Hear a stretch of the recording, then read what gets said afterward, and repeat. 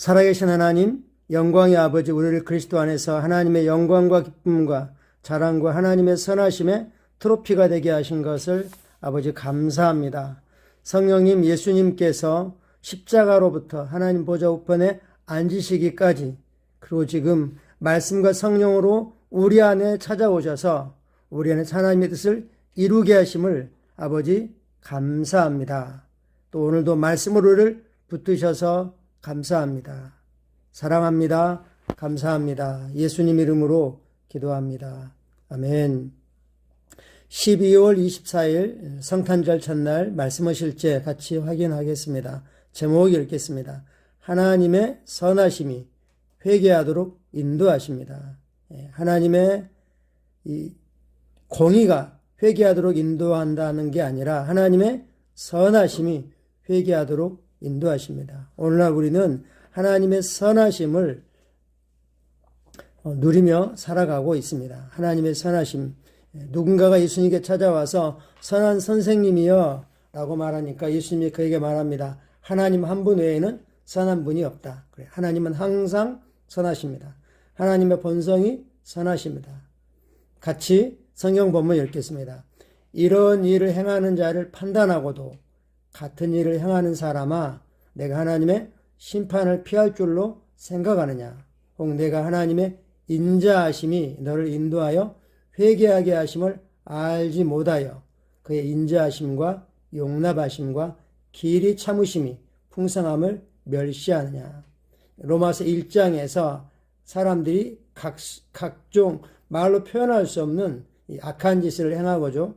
그런 사람들을 판단하고, 즉 지적하고 손가락질하는데 사실은 너도 뒤따라가면서 몇 걸음 뒤에서 똑같은 일을 하고 살아가고 있다고 지적하면서 하나님의 심판을 누구도 피할 수 없다.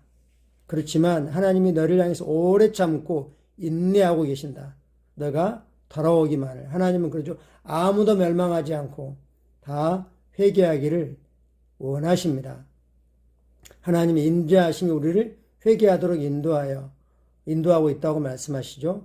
성경 본문은 그렇게 말씀합니다. 하나님의 인자하심, 용납하심, 길이 참으심, 그리고 하나님의 선하심이죠. 이런 것들이 우리를 회개로, 주님께로 나오게 만듭니다. 로마서 2장 3, 4절은 하나님의 선하심에 대해 매우 강력한 내용을 강조합니다. 하나님의 선하심은 회개의 기회를 줍니다. 구약에서도 심판에 대한 두려움도 이스라엘 백성을 회개하게 하거나 하나님께 순종하도록 할 수 없었습니다. 사실 어릴 때에는 분별력이 없기 때문에 위험한 것들에 대해서 회초리를 한달지 이렇게 함으로써 약간의 두려움을 줘서 하지 못하게 만드는 거죠. 두려움 때문에 못하는 거지 자신의 그 능력이 길러져서 안 하는 게 아닌 거죠. 두려움은 결국 사람을 변화시키지 못하는 거죠.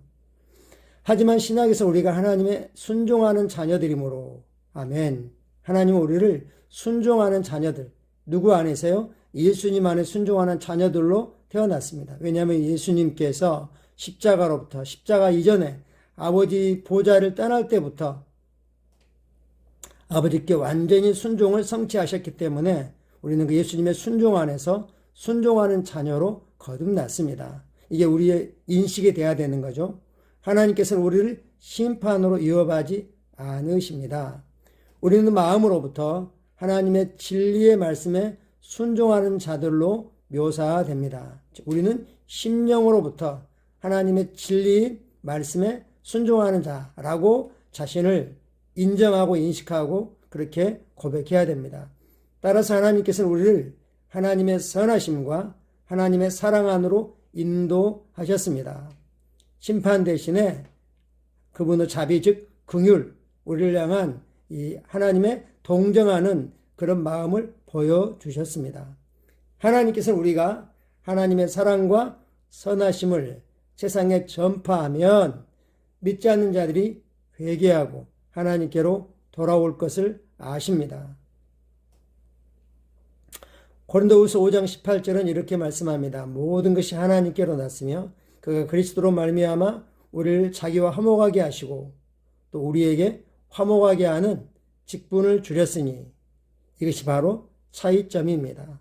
하나님이 우리를 자기와 화목하게, 화해하게, 어떤 불화나 반목도 없게 하셨다는 겁니다. 그래서 우리에게는 화목의 메시지를 전하라고 그런 직분을 주셨습니다. 예수님이 당신을 위해서 값을 다 지불했습니다. 하나님께서 당신에게 화가 나 계시지 않습니다. 하나님은 당신을 너무너무 사랑하십니다. 하나님은 당신이 정말 진정으로 행복하고 건강하고 평안하고 기쁘고 그리고 당신이 가지고 있는 모든 잠재력을 모든 꿈을 이루어주기를 원하십니다. 라는 메시지를 우리가 가지고 있고 전하라고 하십니다. 하나님은 우리가 죄를 지었음을 알고 계시지만 그리스도 안에서 우리에게 그 죄를 돌리지 않으십니다. 세상에 대해서도 동일하십니다.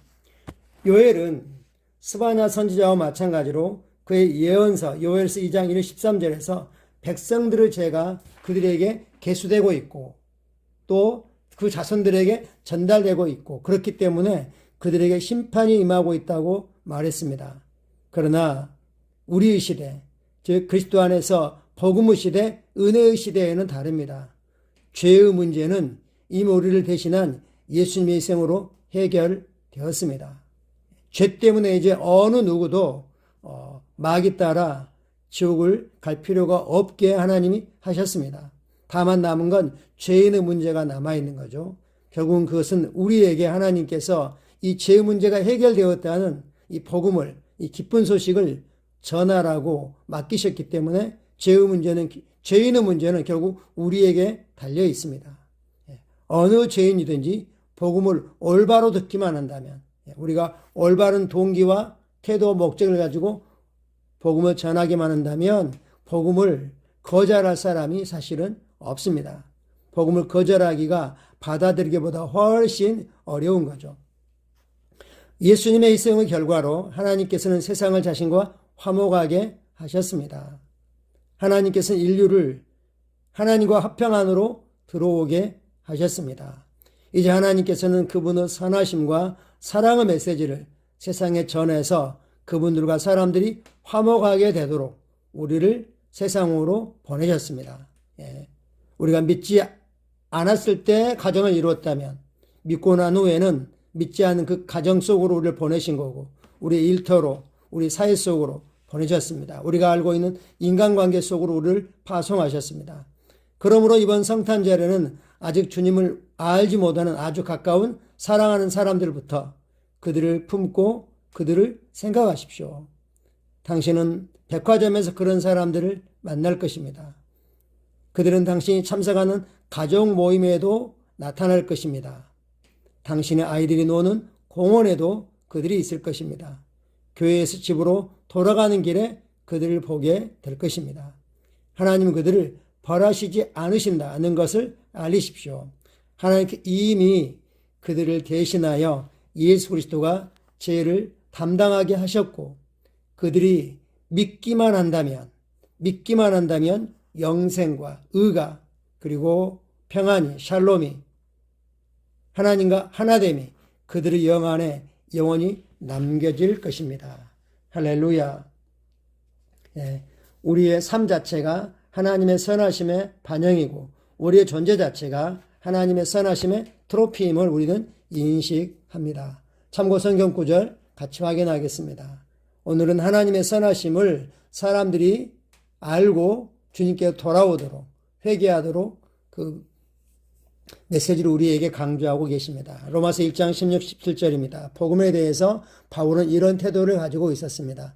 내가 복음을 부끄러워하지 아니하노니 이 복음은 모든 믿는 자에게 구원을 주시는 하나님의 능력이 됨이라. 먼저는 유대인에게요 그리고 헬라인에게로다.